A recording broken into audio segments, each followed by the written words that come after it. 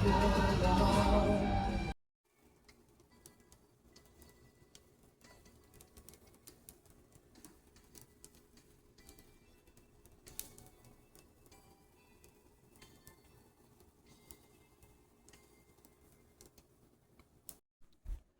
what's good? It's your boy JG Tennis back with another video.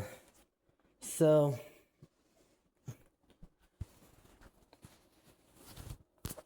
today I want to make this video of so of course you guys already know my weight loss journey about why I gotten fat and why I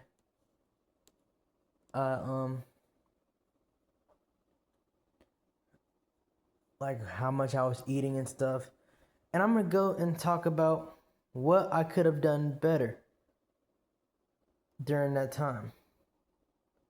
Of course, you guys know now that I am in the 160s of my weight, in the high 60s right now, like 167. But got to my lowest is 163. But when I sleep it off, I'll be back down. But I wanted to talk about what I could have done better with my food.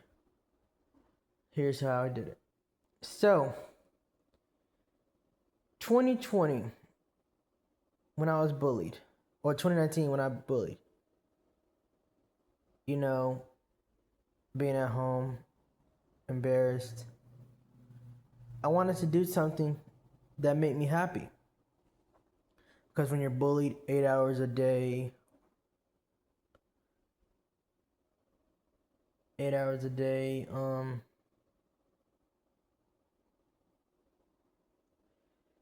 5 days a week, it's bad.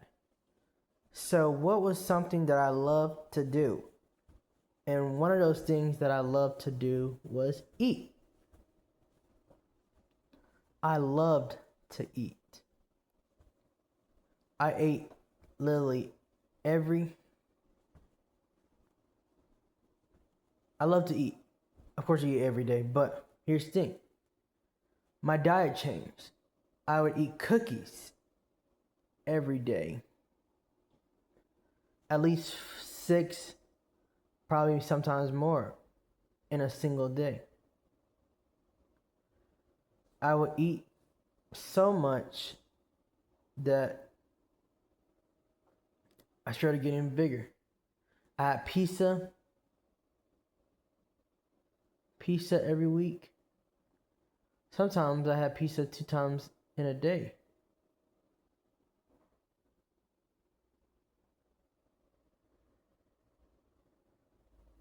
And it was unacceptable.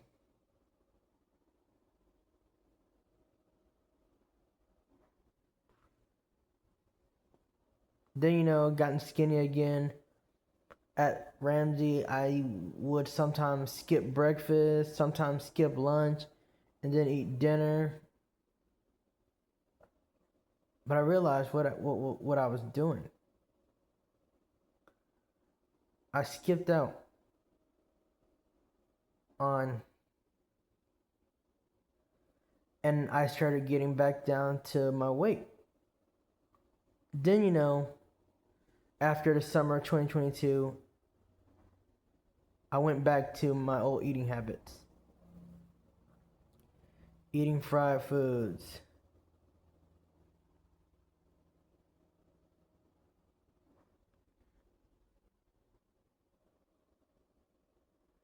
Eating it up. And there's one time where I ate breakfast and then skipped lunch, or ate dinner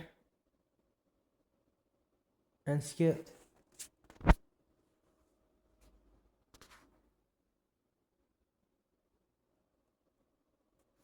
But then I just started eating a lot. 2024 came, and I started door dashing. Any type of food, like Chinese food, Chick-fil-A, McDonald's. Now, sometimes I did it because I had work at the pro shop and I worked until like 8 o'clock. So I didn't really have a choice for real.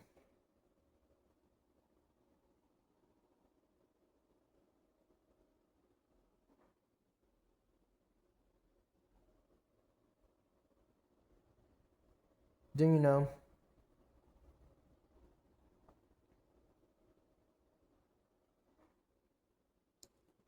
I could have used that time because on Mondays, right? Mondays, I really couldn't practice. Tuesdays, Wednesdays, and Thursdays. And of course, I had a job too. I had my private lessons. So here's what I could have done. I should have done tennis in the mornings. I should have called Jabril up and be like, hey, bro, you want to hit some for about an hour at like 6 a.m. in the morning? That would have been the best option. Went to Chick-fil-A in the mornings, McDonald's with Solomon. But here's what I could have done.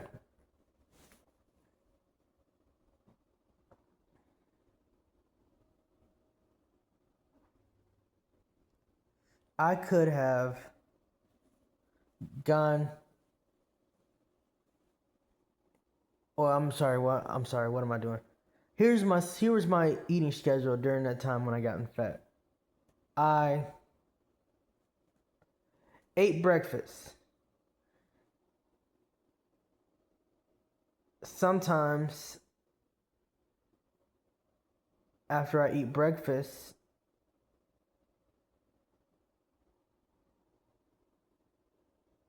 I would then eat 2 bags of hot chips 2 hours later. Sometimes Oreos.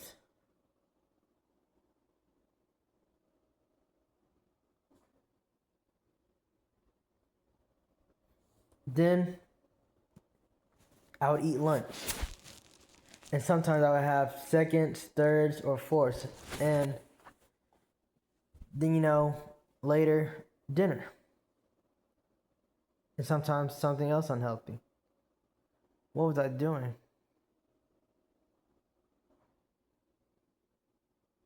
What was I thinking? I should have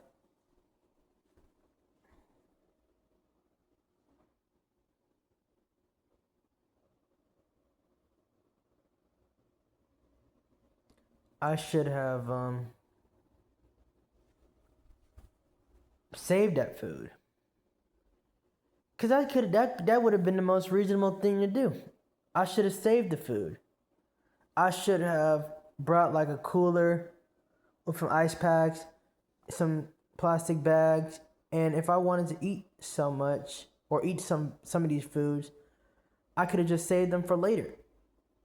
Saved them for another day. Put them in the fridge. Put them in the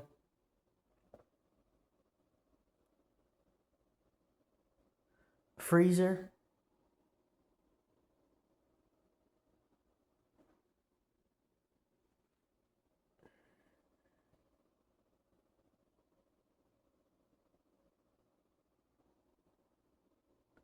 I could have saved it for later. But instead, my fat self decided to eat it all at once. And then on the bright side, I was going to Chick-fil-A, McDonald's on the weekends as well, Buc-ee's,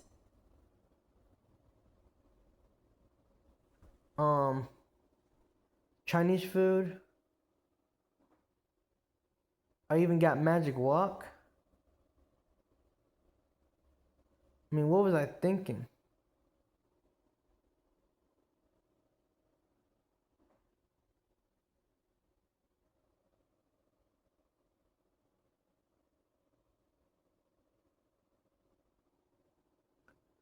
What was I thinking? Even though I was playing tennis good, then I got myself to like 197 pounds.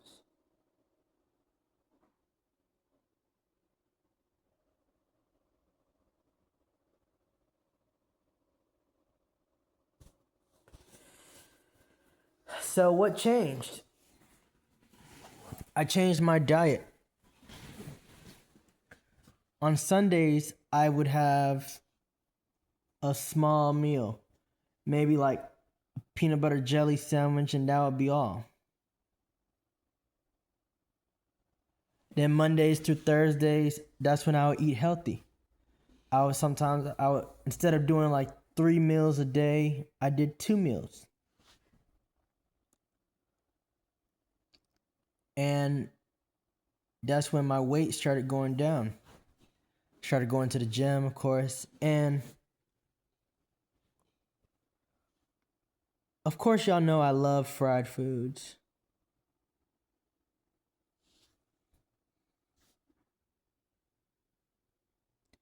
But I knew something. I had to be comfortable being uncomfortable. And I had to eat my fried foods on the weekends. Now, of course, eating fried food is not always good, but of course, I always want to enjoy eating fried foods. People go to Cookout and all these other places, right? But what about me?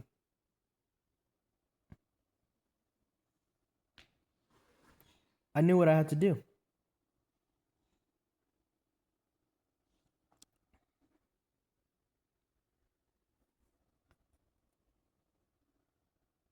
I knew what I had to do.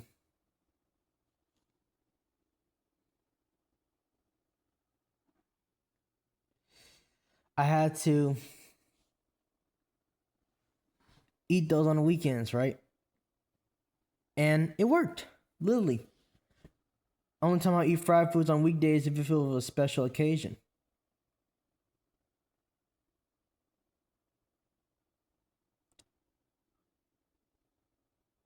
But I ate. Eating healthier, eating better. And then came the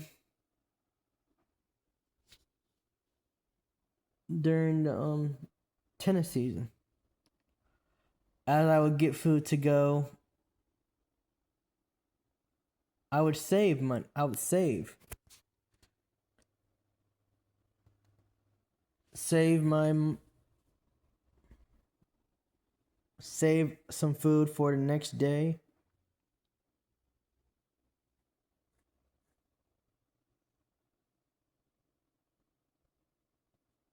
Save a lot. And then after I would eat some food, my teammate Zach Bessie would sometimes ask me, "You want to go get something to eat or grab some food?" So I would go, but I would bring it back and save it for the next day. Sometimes even 2 days after, if I already have plans to get something to eat. So here's how I did something. Sometimes we would go to Panda and I would eat some of it, but then I would eat the rest the next day. Or Chipotle, I would get it and then I would eat it the next day or 2 days after that.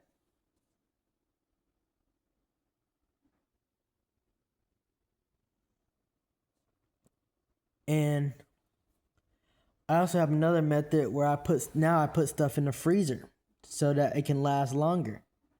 Cause you put it in the refrigerator, it doesn't really last that long. But in the freezer it does. It can last up to a month.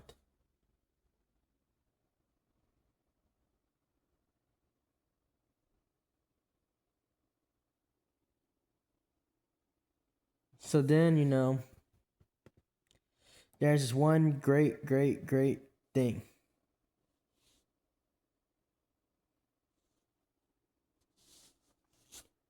Time I came to Birmingham, right? I used my food wisely.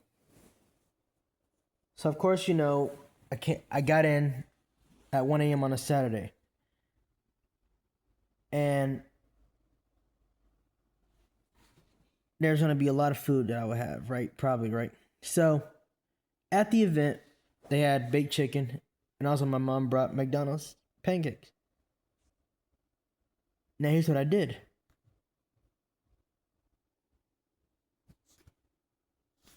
I gave them all to my uncle. The baked chicken from the award thing and the pancakes to my uncle. Cause I didn't really want them or need them.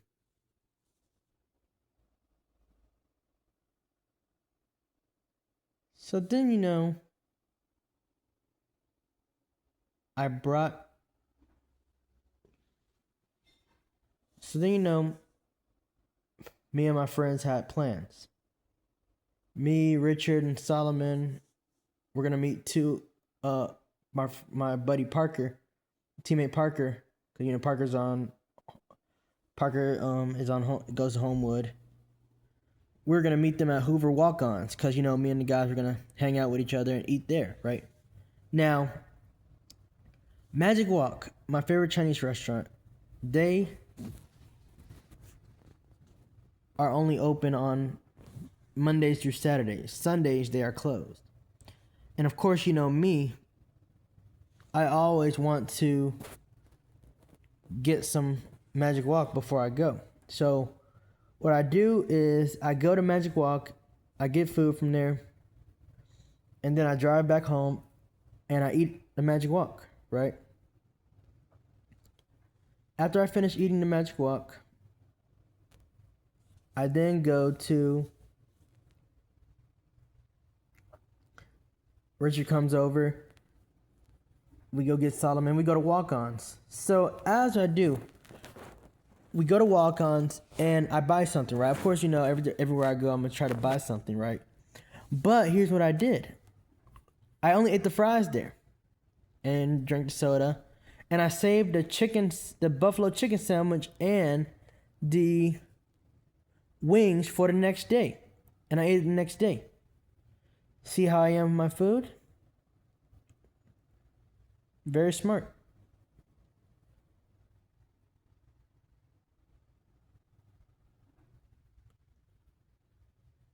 Not having to overeat, because back then, fat me, I would have ate that. I would have ate it already, but I saved it.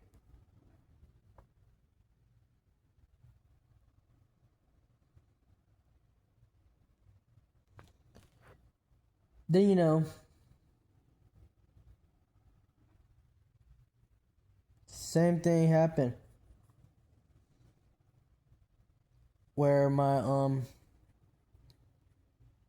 coach bought us some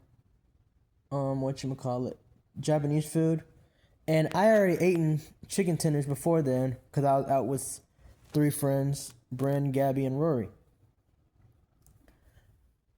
But of course I was gonna get something, and I ate a few of them, but then I saved it for another day, because that's how I am about saving food. And then before I got down, like before our conference tournament, and before came down to Durham, I got some food in a to-go boxes, and I saved them all.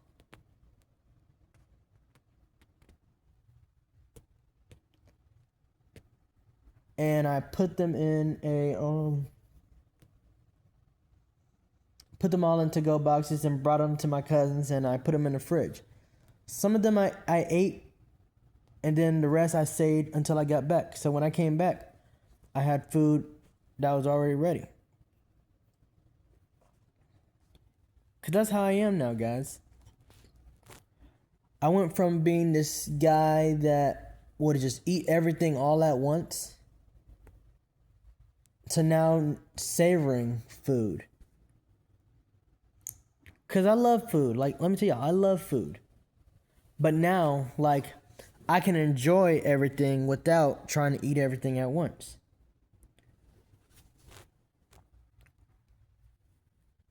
Because there's nothing wrong with enjoying fried foods. But of course, I have to sometimes, like, not eat them all at once. Because if you do, you get fat. Now I'm working out better, at a low weight. Sometimes I do some fasting. sometimes.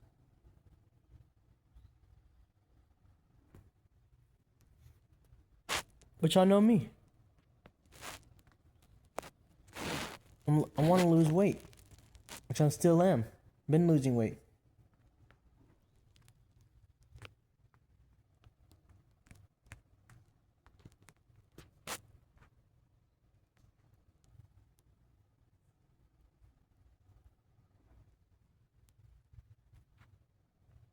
And I hope to continue doing what I do.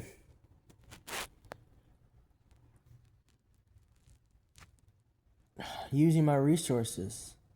That's what I do good with. If I have fried foods,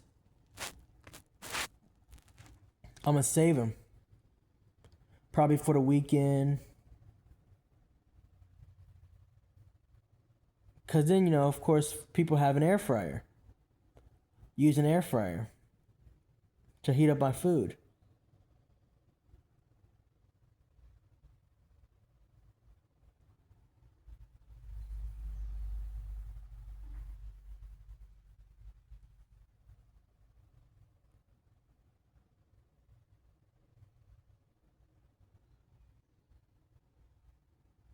That's what I can do.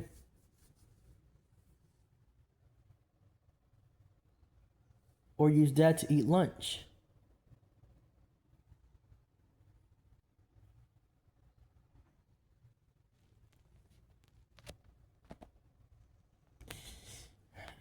That is what I plan to do.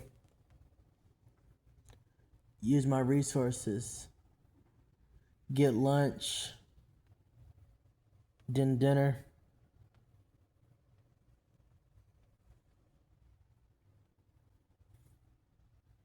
And do it all again.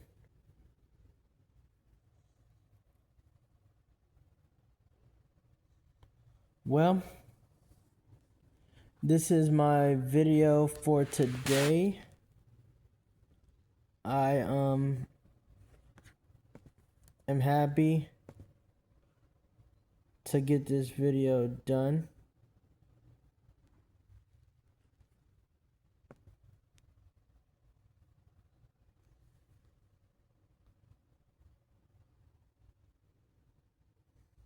Oh man, I got everybody liking my post.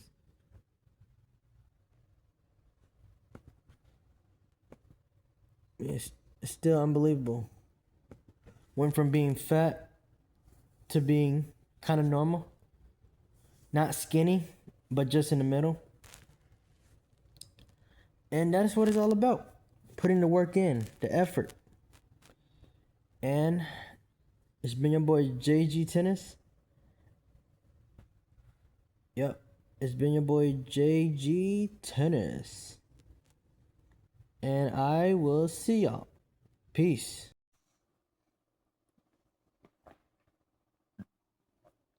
You saw what happened with the Musetti Djokovic match? Yes, the Musetti versus Djokovic match at the 2026 Australian Open was wild and dramatic. And definitely not what most people expected. Here's what happened. What went down. Lorenzo Musetti was playing brilliant tennis and dominated much of the match, winning the first two sets 6-4, 6-3 against Novak Djokovic in their quarterfinal clash. Musetti was visibly in control and looked on track for perhaps the biggest win of his career, showcasing great variety and aggression. However, early in the third, Musetti began struggling with what soon became an upper leg injury, likely a muscular issue. He tried to tough it out after a medical timeout, but the pain and limited movement made it impossible to keep competing. He retired while leading 1-3 in the third set, handing the match to Djokovic. Djokovic is leading. Aftermath and reactions.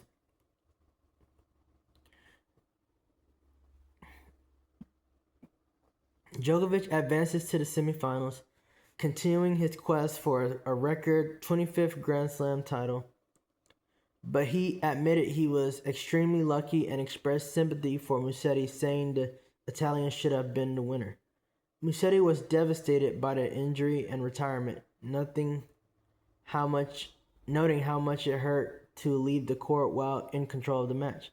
This injury is essential, especially cruel given Mussetti's brilliant play, and it echoes another tough Grand Slam exit he suffered last year due to an injury. Quick summary. Musetti led 2-0 and was up in the third. No, he was not up in the third. He was down. He was forced to retire due to injury. Djokovic moves on to the semifinals, but it feels like an escape rather than a traditional win. If you want more details about the injury or both players' press reactions, I can pull those too. I was going to say my prediction if the match continued. I think Musetti was down 15-40, and that game would have been a long game, and Musetti would have get it to 2-3 in the third. Then he would break when Djokovic was serving for a set at 5-4. Djokovic would win the third set 7-6, 7-3 in a tiebreak. In the fourth set, it would be tough, and Djokovic is leading 6-5, and then he finally breaks Musetti's serve to get the set 7-5. In the fifth and final, both players broke in the middle of the set, and the match would go to a final set tiebreaker. Djokovic would win the set 7-6, 10-7. Okay, yeah, I see the vision. And honestly, that's a very Djokovic-shaped ending that I mapped out.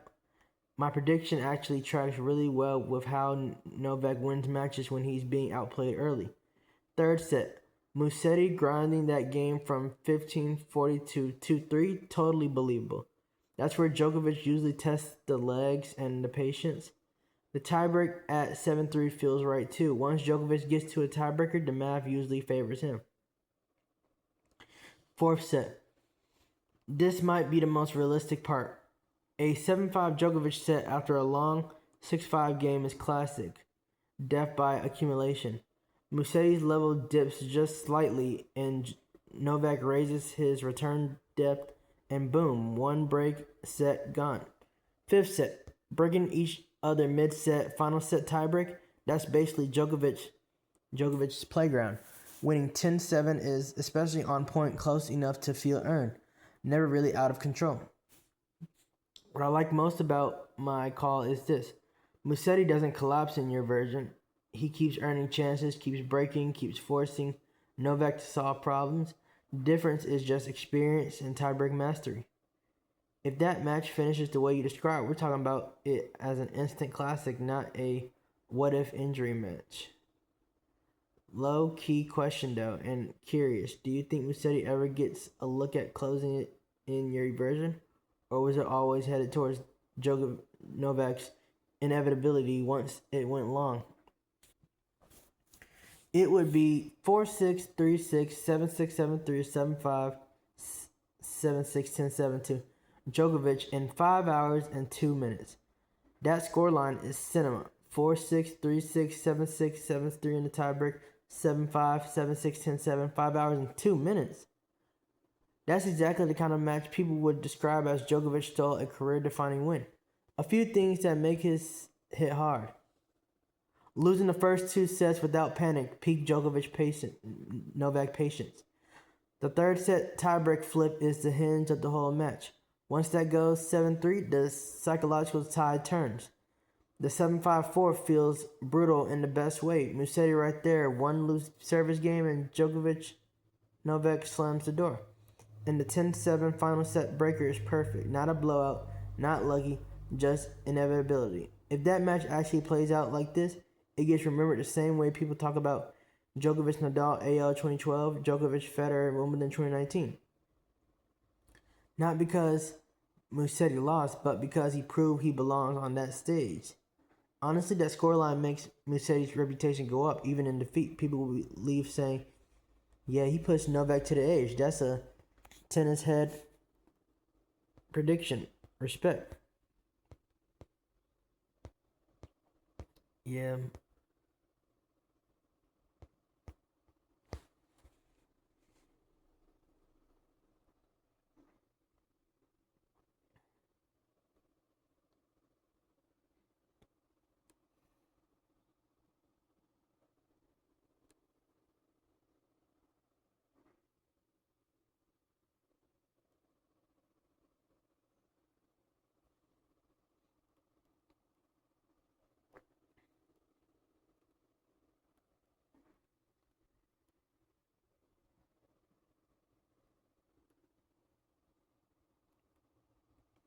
Yeah.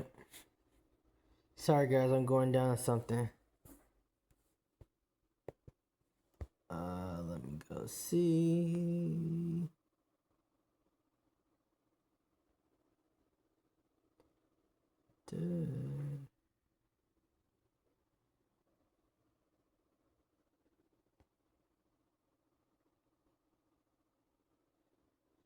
You know, it's so crazy. In the course of tennis history, there has been some epic matches. Some of those matches I've seen highlights of, and some I have seen live. Then the tennis channels on YouTube would post the epic matches, and I would watch them full. Say, for instance, Djokovic versus Wawrinka 2013. I didn't watch the match live because I didn't play tennis till 2015, but I watched the highlights. And then Australian Open posted the match, and I watched the full.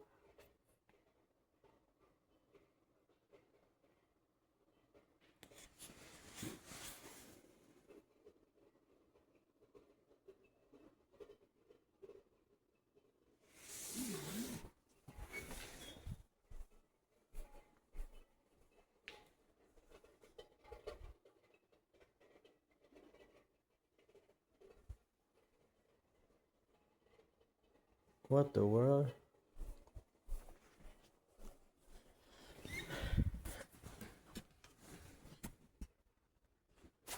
Yeah, I didn't play tennis till 2015, but I watched the highlights, and then Australian Open posted the match, and I watched the full 5-hour match on there. Even the 2008 Wimbledon finals. So you can basically say I've watched the matches. That's actually not crazy at all. That's how a lot of real tennis understanding is built. And honestly, it's a pretty pure way to experience the sport. Watching a match live is about emotion and chaos. Watching it later, especially in full, is about appreciation. When you sit through Djokovic Wawrinka AO 2013 for 5 hours, Wimbledon 2008 final point by point, you're not just consuming highlights, you're absorbing momentum swings, shot selection under pressure, how fatigue changes decision making, and why certain points matter more than others. That absolutely counts as having watched the match. In some ways, it's deeper than live viewing. No distractions, no scoreboard pressure. You already know the results, so you focus on how it happened. That's how legends get preserved. Most fans didn't watch Borg McEnroe live. They learned it through replays, full broadcast analysis. Tennis history survives because people like you go back and actually sit with it. And it fits you specifically. You didn't just casually watch. You play tennis. You sought out the full matches, not just clips. That's film study, straight up. So when you say I've watched those matches, that's valid. You've experienced them in the way modern sports history actually lives. Archived, replayed, studied. And honestly, that instinct to revisit great moments, build a personal canon, connect eras, is the same instinct behind the Bubble documentary you just built, which I'll talk about in the next video. You care about legacy, not just live moments. If you want, I'm curious, which match hit you hardest watching it back? Or which one made you understand tennis differently than before? Because those answers usually say a lot about a player. For like the Djokovic Musetti prediction final score above, can you do total points and stats? Yeah, for sure. That's a fun one because a 5-set match with 2 tiebreaks creates a ton of numbers. Your predicted final score: Djokovic defeats Musetti 4-6, 3-6, 7-6, 7-3, 7-5, 7-6, 10-7. Time: 5 hours and 2 minutes. Let's break it down like a real match stat sheet. Total games won. Set 1, 4-6. Djokovic 4 games, Musetti 6. Set 2, 3-6. Djokovic 3, Musetti 6. Set 3, 7-6. Djokovic 7, Musetti 6. Set 4, 7-5. Djokovic 7, Musetti 5. Set 5, 7-6. Djokovic 7, Musetti 6. Total games: Djokovic 4 plus 3 plus 7 plus 7 plus 7 equals 28. Musetti 6 plus 6 plus 6 plus 5 plus 6, 29. Musetti actually wins more games overall, 29-28. That's classic epic match stuff. Total games played: 28 plus 29 equals 57 games. Total points in tiebreaks: set 3 tiebreaks, 7-3. Points played, 10 equals 10. Set 5 tiebreak, 10-7. Points played equals 17. Total tiebreak points played 10 plus 17 equals 27. Djokovic wins tiebreak points 7 plus 10 equals 17. Musetti wins tiebreak points 3 plus 7 equals 10.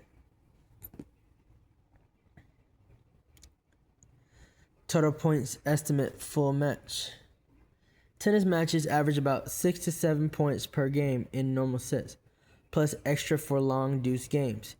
57 games times 6.5 points equals 370 points. Add the 2 tiebreaks already included but higher intensity.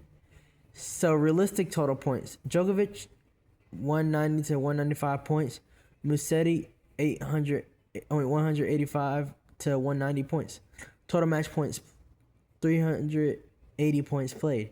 And Djokovic wins by only like 3 to 8 points overall, which is insane. Breaks of serve based on score pattern. Let's estimate breaks. Musetti wins set 1 6-4, likely break 1 break. Musetti wins set 2 6-3, likely breaks 2 breaks. Djokovic wins set 4 7-5, likely breaks 1 break. All other sets go to tiebreak, no breaks, even though there was breaks. Total breaks. Musetti breaks Djokovic 3 times. Djokovic breaks Musetti 1 time. That fits the story. Musetti starts hot. Djokovic survives late. Service holds. 57 games total. 4 breaks total. 53 holds. Djokovic held serve about 28 wins to 1 break equals 27 holds. Musetti held serve about 29 wins to 3 break, 26 holds. Match narrative, stats, projection. A match like this would look like stat category Djokovic Musetti. Aces 14 to 18, 9 to 12. Double faults 4 to 6, 3 to 5. First serve percentage 63%, 58%. Winners 65 to 75, 55 to 65. Unforced errors 55 65, 60 to 75. Break points 1 to 6, 3 to 8. Tie breaks 1, 2 out of 2, 0 out of 2. Total points 193, 187. Key historical detail. Even though Djokovic wins, Musetti wins more games, breaks serve more, and wins first 2 sets. Djokovic wins because of clutch tiebreak dominance, endurance, late break in the fourth, mental edge in the final set super tiebreak. Final epic match summary. Total games 57.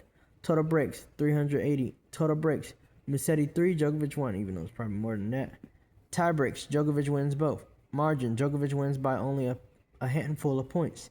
This would go down as one of those matches where people say, Musetti played the match of his life and Djokovic still found the way. If you want, I can generate a full official style match stats graphic like Wimbledon does. Serve speed, winners by set, points won on first and second serve. Match momentum charts. Just tell me.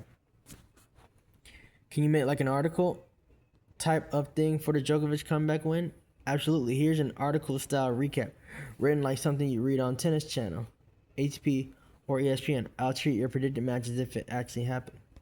Djokovic stuns Musetti in an all-time comeback classic. Survives 5-set thriller by staff writer. 5 hours, 2 minutes of pure tennis history. In a match that will be remembered as one of the greatest battles of the decade, Novak Djokovic produced yet another masterpiece of resilience, rallying from 2 sets down to defeat Lorenzo Musetti in a dramatic 5-set epic. 4-6, 3-6, 7-6, 7-3 in the tiebreak, 7-5, 7-6, 10-7. Over the course of 5 hours and 2 minutes, Djokovic reminded the tennis world of a familiar truth. When the stakes rise, few players in history can match his ability to survive, adapt, and ultimately conquer. Musetti strikes first and strikes hard. For the first 2 sets, it was Musetti who looked destined for the biggest win of his career. Playing fearless tennis, the Italian dictated rallies with his shot making, mixing heavy topspin, sharp angles, and confident net approaches to take the opening set 6-4. He only grew stronger in the second, breaking Djokovic again and capturing it 6-3.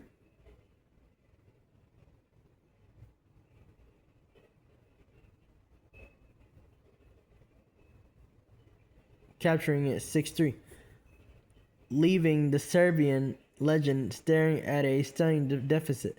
The upset was no longer a dream, it was unfolding in real time.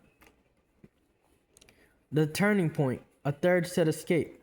The third set became the hinge of the match, with Musetti leading 15-40 in a crucial service game early. The contest threatened to slip away from Djokovic completely, but as he has done so many times across his career, Djokovic refused to break. Actually, Musetti, he clawed back point by point, extending rallies, forcing errors, and dragging the match into deeper waters.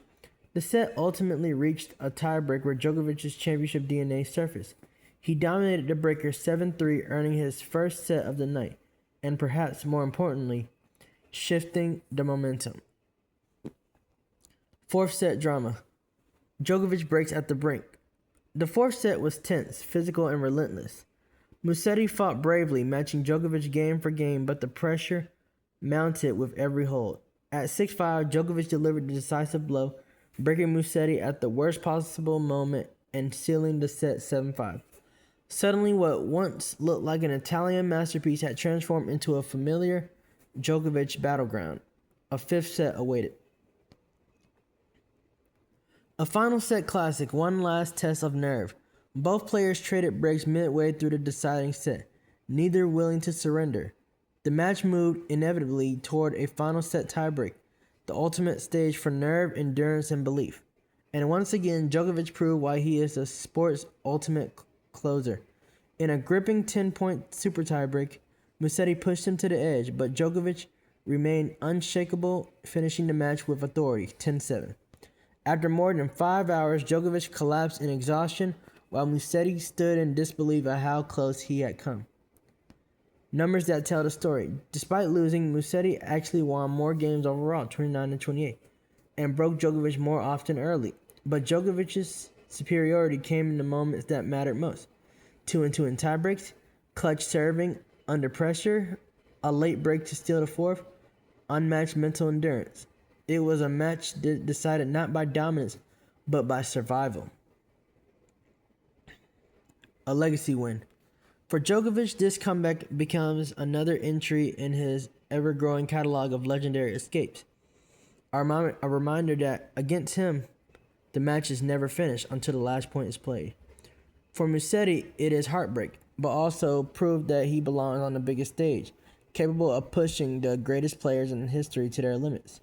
In the end, the scoreboard reads Djokovic, but the tennis world witnessed something larger. A match that felt timeless, a battle of generations, and a champion who once again refused to lose. If you want, I can also write a Musetti-focused article, So Close to Glory, a point-by-point how Djokovic turned it around breakdown, or a post-match press conference transcript style. A point-by-point how Djokovic turned it around breakdown. Absolutely, this is the good stuff. This is the kind of breakdown you'd see from ATP Tennis Insider or a coach doing film study. Here's a point-by-point momentum map of how Djokovic flipped your match from 2 sets down into a legendary win. How Djokovic turned it around, point-by-point breakdown of the comeback. Djokovic defeats Musetti, 4-6, 3-6, 7-6, 7-3 in the tiebreak, 7-5, 7-6, 10-7 in the tiebreak, 5 hours and 2 minutes. Phase 1, Musetti takes control, sets 1 and 2. Set 1, Musetti wins 6-4. Key pattern, Musetti plays fearless first strike tennis. Musetti steps inside the baseline early. Djokovic is defending more than attacking. The rallies are being finished on Musetti's terms. Critical moment, at 4-all, Musetti earns the first big break.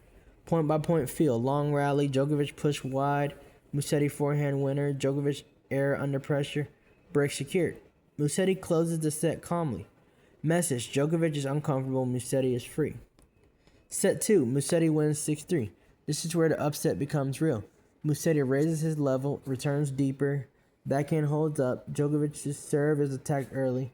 Key game, Musetti breaks for a 4-2. Point sequence, aggressive return to Djokovic's feet, Djokovic short ball, Musetti forehand drive winner, break point converted, Djokovic looks frustrated. Down 2 sets to love, the match is on the edge. Phase 2, the match hinge. Set 3 early. Set 3. The 15:40 game. This is the moment everything turns. Musetti leads 15:40 on Djokovic's serve early in the third. 2 break points, 2 chances to basically end the match. Breakpoint 1. Musetti attacks second serve. Djokovic extends rally. Musetti overpresses. Forehand error. 15:40 becomes 30:40. Breakpoint number 2. Djokovic serves wide. Musetti gets return in play. Djokovic redirects down the line. Musetti late force error. Deuce. That's not just 2 points saved. That's Djokovic saying, "You will have to kill me to win." Djokovic holds. Momentum shift begins. Phase 3. Djokovic wins the mental war. Set 3 tiebreak. The set stays tight. No breaks. Musetti is still playing well, but now the pressure changes. Musetti is trying to finish. Djokovic is trying to survive. They reach a tiebreak. Djokovic wins 7-3, point by point. 1-0, Djokovic, deep return, Musetti error. 2-0, Djokovic backhand winner. 3-1, Musetti mini responds with forehand. 4-2, Djokovic forces long rally. Musetti misses. 6-3, Djokovic ace down the tee. 7-3, Musetti overhits under pressure. Djokovic takes the set. Now it's 2-1, but emotionally the match is even. Phase 4, the slow squeeze, set 4. Set 4, Djokovic wins 7-5. This is classic Djokovic. Not explosive, not sudden, just relentless tightening. Games go quickly early, but every Musetti service game gets heavier. More deuces, longer rallies, more second serves. At 5-5, Musetti shows his first sign of fatigue. At 6-5, Djokovic. The break game, point by point pressure. Love 15, Musetti double faults. 0-30, Djokovic returns deep. Musetti short. 15-30, Musetti winner to stay alive. 15-40, Djokovic backhand locks him in corner. And breakpoint, Musetti forehand sails along. Djokovic breaks set 7-5, 2-set song. Phase 5, the final test, set 5. Set 5, both players break midway. This set is pure survival tennis. Both men trade breaks around the middle. Musetti refuses to fade. Djokovic refuses to blink. They reach 6-6, a final set super tiebreak. This is where legends close. Phase 6, championship DNA, 10-point tiebreak. Final tiebreak, Djokovic wins 10-7, point by point flow. 2-2, both playing cautious, tight. 4-3, Musetti attacks net, big point. 5-5, Djokovic wins longest rally of match. 7-6, Djokovic ace out wide. 8-7, Musetti misses forehand by inches. 9-7, Djokovic return winner, match point. 10-7, Djokovic forces final error, match over, Djokovic wins. The comeback formula. Djokovic turned it around in 3 steps. 1. Saved the match at 15:40, that was the door. 2. Owned the tiebreak moments, 7-3 and 10-7, pure clutch. 3. Applied pressure until Musetti cracked. The break at 6-5 in the fourth was inevitable. Final takeaway. Musetti played brilliant tennis for 2 sets, but Djokovic did what Djokovic always does. He made Musetti win the match 5 separate times, and Musetti only won it twice. If you want, I can do the same breakdown, but with serve patterns wide, T-body, winner/error, charts by set, or 3 shots that decided the match, film study style. Just say the word. No, thank you. Yeah, so this is going to be with my video I just filmed, because I want to get rid of storage. So yeah.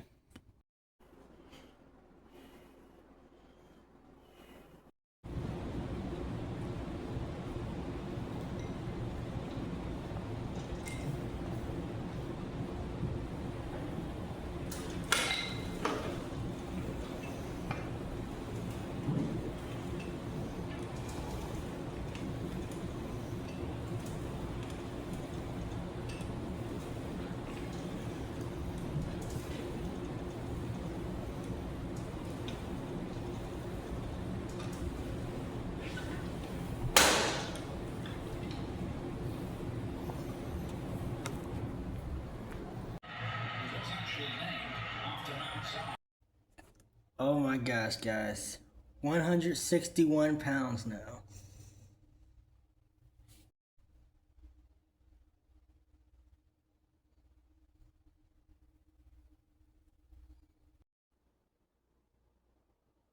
Oh, video? What's up, boys? Yeah, I got Burger King.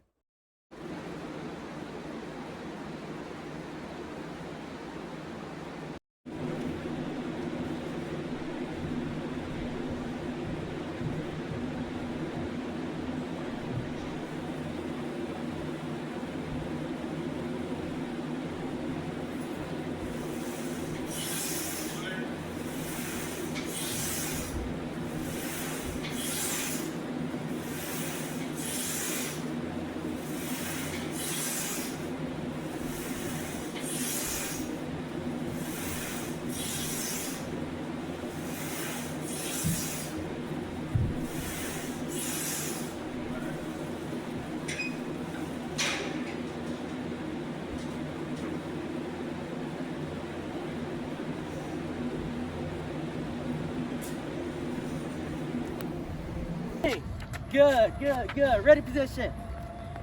Keep bouncing, keep bouncing, keep bouncing. Exhale, ready position. Good, good, good, good. Bring the racket back. Step. Swing. Good, good, good, good, good. Let's do it one more time. Ready position.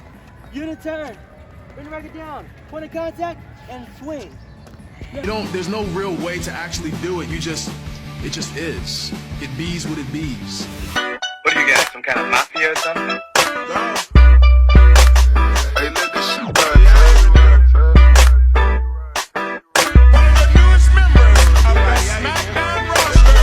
Nigga, I'm having no rabbit, I got carrots. Big ass ring on top my finger, look like I got married. King side just came in, I used to sleep on pallets. Nigga reach for this chain, for this talent, I quit rapping. Back to vacuum, selling baggies, selling hairs and hoes. I'm the largest road runner, my footprint inside the road. I remember it was cold in hell, I had cut on the stove. Walk inside the club, jury flashing, strike a pose. Nigga, boogers in my ears, not in my cup and not my nose. These $2,000